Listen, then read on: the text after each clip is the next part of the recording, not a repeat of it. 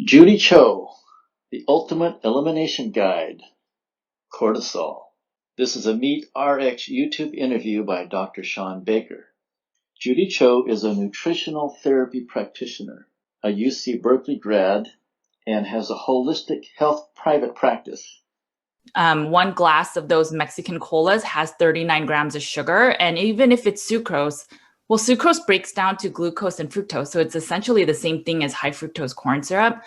So fructose can only get absorbed by your liver, which is like 3 pounds. Sorry. All of the fructose you're consuming has to be kind of filtered through by your liver. And secondly, our blood glucose, if you're at 80 milligrams per deciliter, which is kind of the standard healthy range, it's only about 4 grams of sugar. And so it's about a little less than a teaspoon. The numbers, if you increase it to like 120 milligrams per deciliter, which is about a diabetic range, then it's about 1.25 teaspoons. So basically, the difference between being healthy and diabetic is only 1/4 teaspoon of sugar. When you are consuming 39 grams of sugar in just Coca-Cola or in orange juice, if you keep doing this in every meal, then your glucose needs insulin. And then as that kind of starts breaking down, then you have to have cortisol from your adrenals to then even out that sugar load. Cortisol, a stress hormone created in the adrenals. It controls blood sugar, regulates metabolism, and reduces inflammation.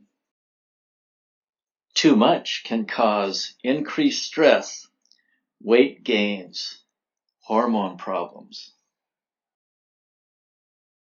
Think about how much stress that is on your body. And so when people are like, you need fruit for hormone health, it's your adrenals are supporting the cortisol. So what if it's actually, and the adrenals also work on your thyroid and all those hormones. So what if it's actually the sugar, and maybe you're just not eating enough on a carnivore diet? Maybe you're not producing enough fat, right?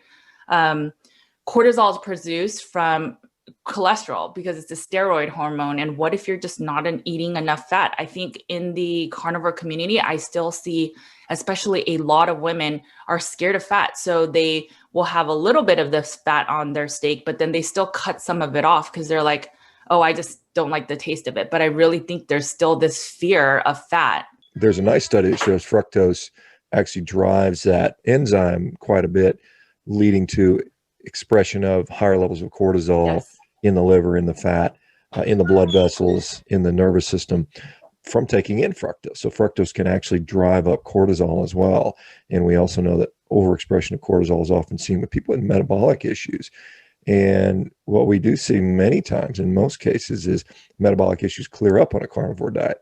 So, and this is something, and I want to credit Amber O'Hearn looking at this in 2014. If you go to ketoic.org and look at her argument on gluconeogenesis, and I think another one on cortisol, some really nice stuff looking at the literature on that.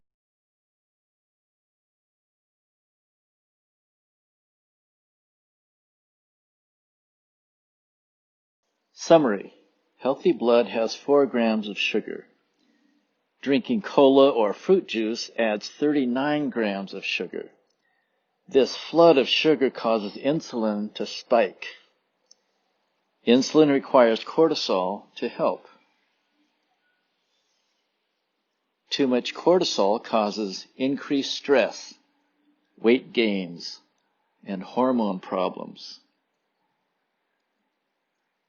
Eating animal-based foods helps to control spikes in insulin and in cortisol.